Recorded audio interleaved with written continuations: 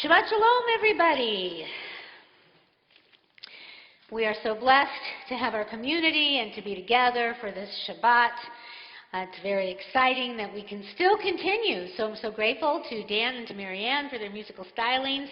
And it's so exciting because in 2 weeks we will welcome back to our musical orchestra directed by our fantastic musical director, Dan Spector. We will have Hilda and Glenn, and we will also have Amy. So we will have ukulele, we'll have harp, we'll have guitar. So it'll be very exciting, and hopefully we will be outside so many of you can attend. Unless a miracle happens, please God, and we can actually all be inside. But we are going to try to find a way to bring our community together in these challenging times and to keep that sense of community. We did have our once-a-month Shabbos dinners, so what we're hoping to do is have our service on the 21st at 6 p.m. outside, so we could take advantage of the daylight before the time changes.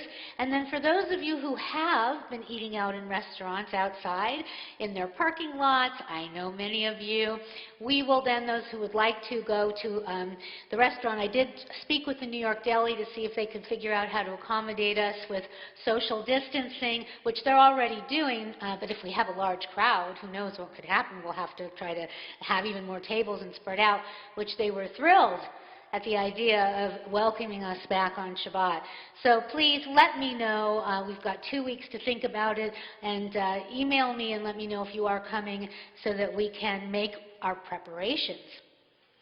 So this Shabbat is Parshat Eikev.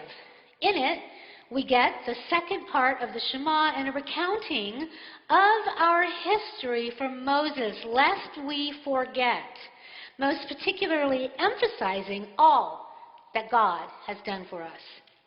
If we are wise, we will take our observations and we will use them to inform our future, to make something better for it. We are going through some very challenging times, unlike anything we have ever seen. Moses reminds us of what it means to be rewarded for our actions or cursed otherwise. And yet history shows that pandemics have happened, economic depression, and moments where civilization has unraveled to the point of deep destruction as well. So in looking back through the lens of the present, we can see where we have erred and what we did right. We hopefully will take these insights and do something different, make a different choice, create a different action for ourselves so that our world will manifest to something better and greater. We are who we are. We are the sum total of all of our experiences, both present and past. If we are aware, if we are informed, if we are resilient and persistent, then our future will hold seeds of promise nurtured by the care tended from our look into the past.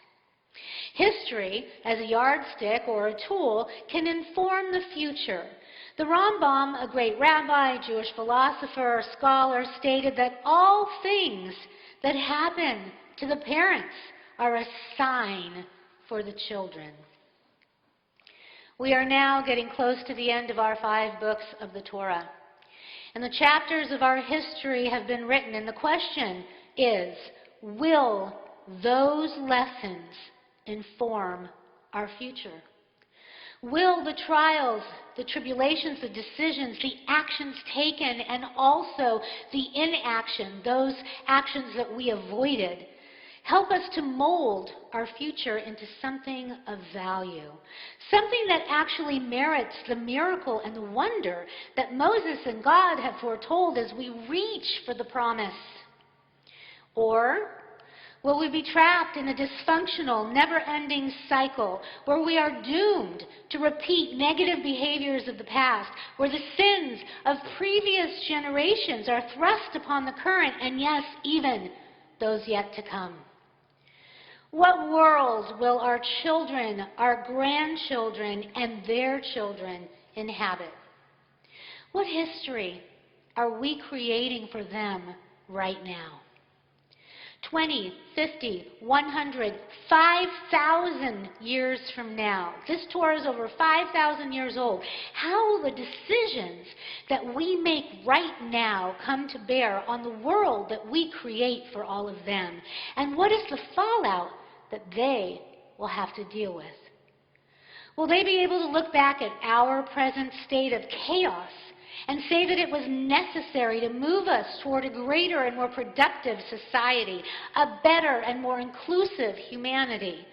Will advances in medicine, technology, human interaction, and global awareness and consciousness of a oneness of all humanity show cooperation toward common goals and the furtherance of a world where all can truly live equally and with promise? Will faith in God, or even the power of the individual, survive and flourish, or will it be destroyed, eradicated? Will we receive the reward that is foretold by Moses, or the punishment for the choices that we are making right now? How will this inform the future? The playing field of life, love, spirituality, world politics, and our individual and collective humanity has been leveled. From what will we rebuild? There has been unbelievable chaos in the past. Civilizations have been destroyed, and then others have been built up in their place. There has been reward, and there has also been retribution. Time and again, our history tells us this. The choice is always up to us. We do have free will. What will we choose today, tomorrow, and will what happened yesterday, last month, years or decades, or even generations ago help us to see, to listen, to hear, so that the decisions that we make will in turn create a better tomorrow. And that the future that we are creating today can then be filled with the promise. It may look completely different or have variations on a theme that reflects the negativity of the past. We can destroy, or we can illumine, create chaos, or promote promise. As we look to High Holy Days in these next few weeks, let us look to the past and let it inform our future. Let us prepare to do our teshuvah and to start the process now. Our lives, our world, and ultimate promise for redemption depends upon it. We have had trials. We have had tribulations. And yes, we have also had much joy. In these challenging times, let us focus on the light rather than on the darkness.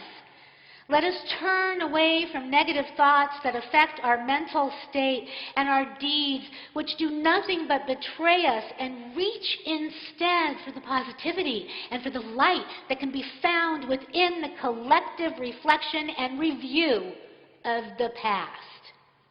Let our individual and our collective deeds, our shared history that we are creating today as a global humanity, help us to build a better tomorrow filled with the promise that was foretold by our ancestors.